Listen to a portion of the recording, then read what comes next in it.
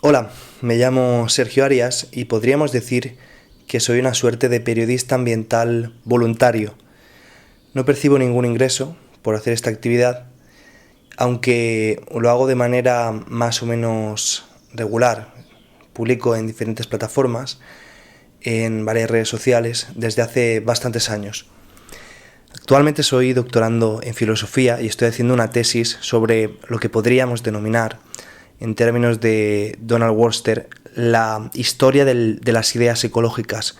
Muy en concreto estoy centrado en estudiar la aparición de lo que se ha puesto recientemente de moda, la filosofía rewilding, y que es una de mis pasiones o de mis vocaciones en el ámbito de la conservación ambiental. Como es evidente, me fascina la naturaleza, aunque no cursase una carrera de ciencias, principalmente porque era un incompetente a nivel matemático. Pero mi actividad divulgadora empezó muchísimo tiempo atrás.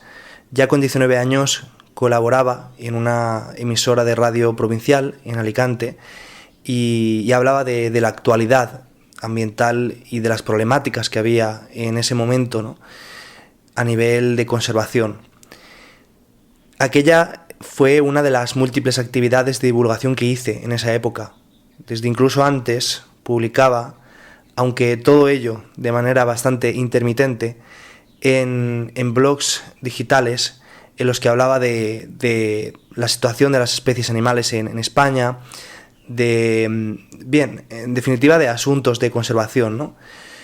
Y especialmente hubo un blog que se llamaba Fauna Ibérica e Insular, que llegó a tener miles de seguidores.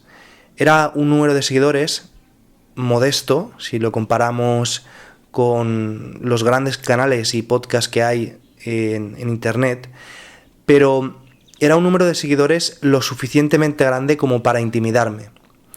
Pues yo, que al fin y al cabo no era más que un adolescente, sentía que no estaba a la altura en conocimientos de ese público que para mí ya era demasiado grande, ¿no?, y que en muchas ocasiones me hacía unas preguntas que no era capaz de responder.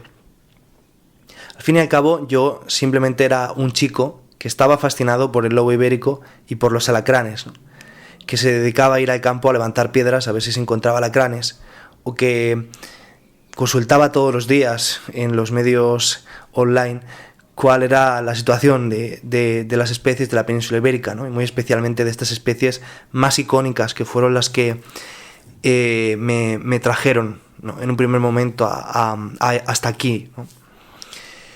Había muchísima pasión y había sobre todo muchísimas ganas de contarla, pero no había trayectoria. Es decir, que la pasión precedió al talento, que el querer ser precedió al ser.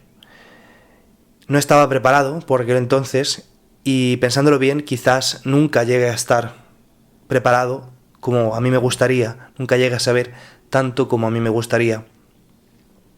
Pero es cierto que desde ese momento hasta ahora he seguido cultivando mis lecturas de manera bastante diligente y he conocido mundo, he salido fuera, he abierto mi campo de experiencias. Tengo 28 años y soy un absoluto ignorante todavía, pero es cierto que me considero con muchísima mayor capacidad que antes para identificar mis faltas. Y especialmente he llegado a la conclusión de que si para poder hablar sobre cualquier asunto debiéramos de saber hasta el final, prácticamente nadie podría hacerlo. Es decir, muy poca gente tiene un conocimiento lo suficientemente detallado y profundo como para poder responder todas las cuestiones sobre cualquier ámbito.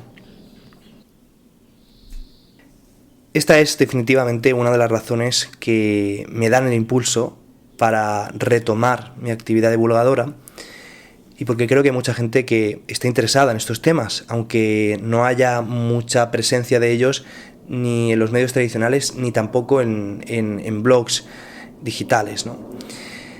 En este espacio quiero traer a personajes poco frecuentes, que saben más que yo sobre estos temas, pero también quiero que hablemos de actualidad de la conservación de la naturaleza y de la filosofía y de la historia ambiental.